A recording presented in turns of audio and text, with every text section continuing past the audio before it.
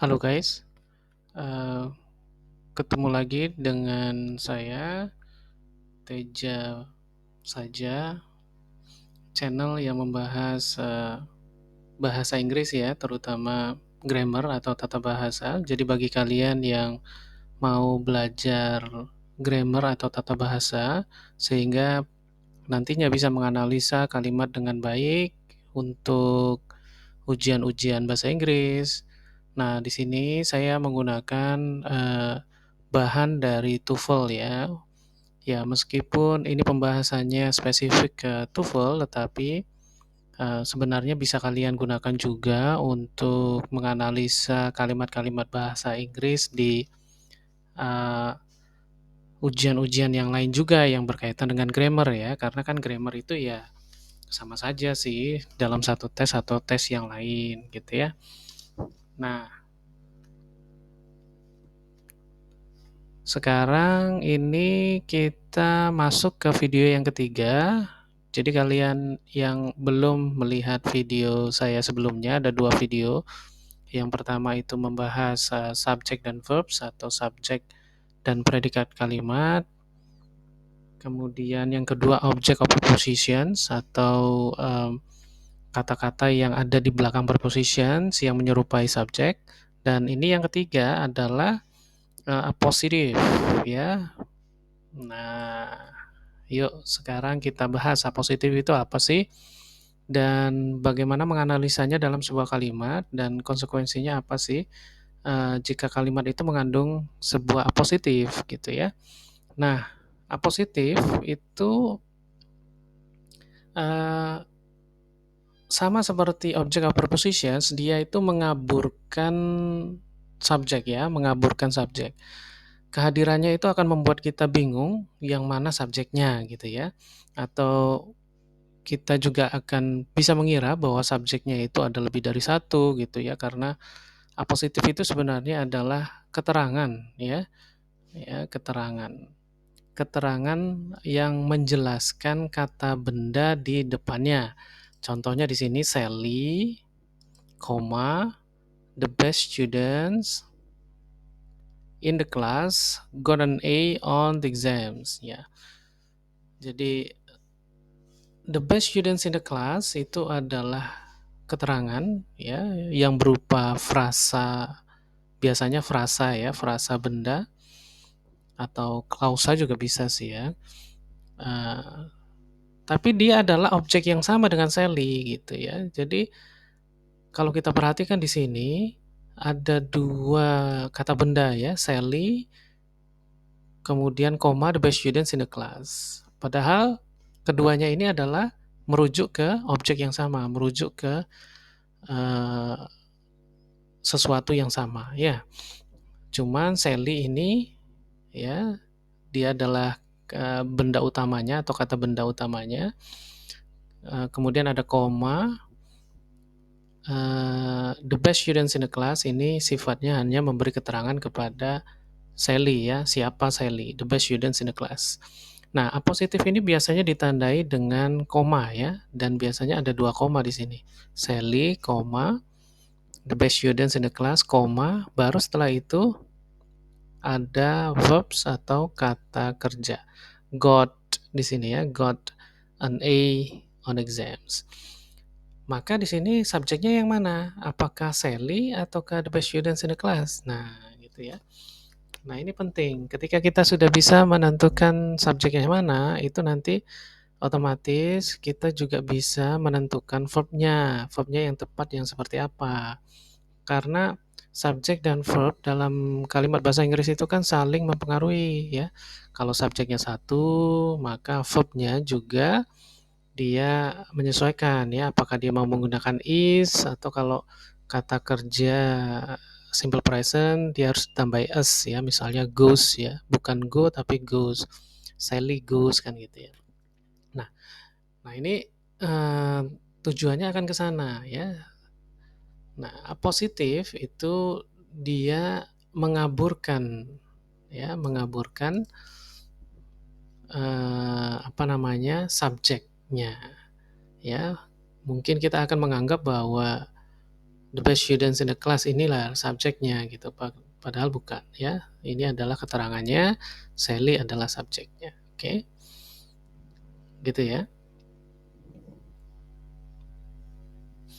Dan penempatannya ini bisa ditukar ya. Jadi Sally-nya bisa di sesudah koma, the best students in the classroom in the class-nya ini bisa diletakkan di depan. Jadi peletakannya itu bisa bertukar gitu ya. Nah, di dalam soal maka dia bentuknya seperti ini. Ketika kita melihat kok ada apa namanya? Koma ya. Nah, ketika di sini ada koma maka apalagi komanya ada dua ya. Biasanya apositif itu ditandai dengan dua koma nih. Nah, kita lihat di sana ya. Ya, ini salah satu ciri daripada apositif. Ya, bla bla bla. George is attending the lecture dan kita mengira bahwa titik-titik yang di depannya ini apa ini yang hilang ya. Right now. Nah, ini kan keterangan waktu. Ya, keterangan waktu tidak bisa menjadi positif ya. Happily, ini kata yang ditandai dengan li di sana adalah adverbs atau keterangan juga. Because of the time, because of the time. Ya, ini keterangan sebab ya. Nah, bukan ya. Jadi yang hilang di sini karena dia ada dua koma di sini maka adalah positifnya.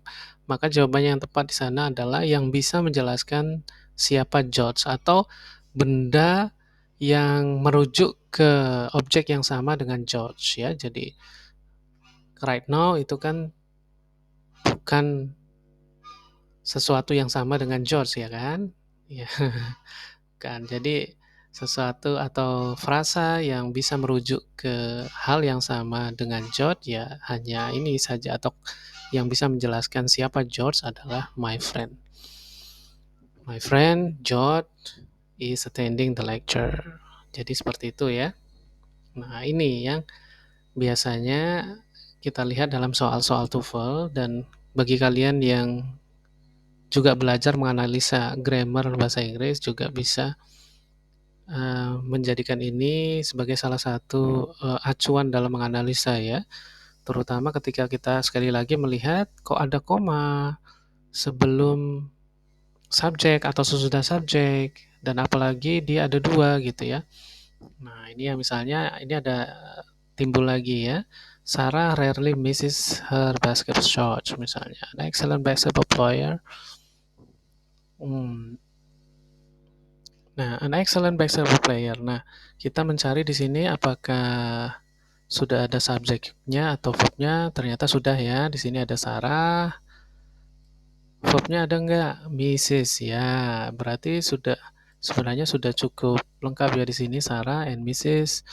Sarah adalah subjeknya, Mrs. adalah verbsnya. Maka kalau kita perhatikan di sini jawaban A, B, C, D, kita tidak memerlukan lagi yang namanya verbs ya, karena kan sudah ada. Kalau timbul verb lagi, maka dia butuh yang namanya konektor ya. Tapi kalau tidak ada konektor, maka tidak boleh ada double verbs ya, tidak boleh ada double verbs kecuali ada konektornya ya. Sekali lagi boleh double verbs jika ada konektornya. Maka jawaban B ini tidak bisa ya karena di sini kan ada verbnya lagi ya, is. Kemudian di sini juga ada is. Nah, jadi kemungkinan jawabannya hanya tinggal A dan D ya. An excellent basketball player. Nah, yang mana yang bisa menerangkan siapa Sarah? An excellent basketball player ya kan? Nah, kalau her excellent basketball play dia itu tidak menerangkan siapa Sarah gitu kan, dia menerangkan objek lain ya kan. Ya, nah ini ya, maka jawaban yang tepatnya adalah yang E. Oke. Nah, seperti itu ya positif. Nah, di sini kita bisa lihat struktur dari kalimat yang mengandung apositif itu seperti apa ya. Biasanya di sini ada Tom, subjeknya, kemudian koma, apositif, koma lagi, kemudian baru dia ada verbsnya. Nah, ini bisa dibalik ya. Positifnya hadir dulu, a really good mechanic, kemudian Tom, and kemudian verbs. Oke. Nah, ini ya. Kita bisa latihan di sini. Jawaban yang pertama itu correct atau benar ya, karena komponennya sudah lengkap dan benar ya, tata urutannya juga benar ya. The son of the previous owner ini adalah subjeknya, kemudian koma the new owner is undertaking. Jadi ini bukan double subject, tapi the son of the previous owner ini apa namanya subjeknya, kemudian hadir positifnya the new owner is undertaking ya. Jadi sudah benar ya, verbnya sudah sesuai dengan subjeknya juga, jadi nggak masalah ya. Number 2 is incorrect. Last semester a friend graduated cum laude from the university ya. Subjeknya di sini a friends, kemudian verbnya graduated. Tapi sesudah subjek ini kok ada koma ya, tidak perlu ada koma di sini kalau memang dia subjeknya ya kan. Jadi langsung saja subjek kemudian verbs tanpa dipisahkan oleh koma, kecuali ada positif. Ya, kan kecuali ada positif. Positif baru bisa 2 koma tadi kan. Nah, apakah last semester ini apositif? Bukan, ini keterangan waktu kan. Apositif itu kalau dia menerangkan si subjek tadi atau merujuk menerangkan siapa si subjek gitu ya kan. Last semester itu kan tidak menerangkan siapa si subjek. Dia menerangkan waktu. Oke, so incorrect ya. Karena ada koma ini harusnya dihilangkan saja komanya. A friend graduated gitu. Cukup. Koma. Oke, nah kalian bisa menganalisa untuk nomor berikutnya ya. Oke. Alright.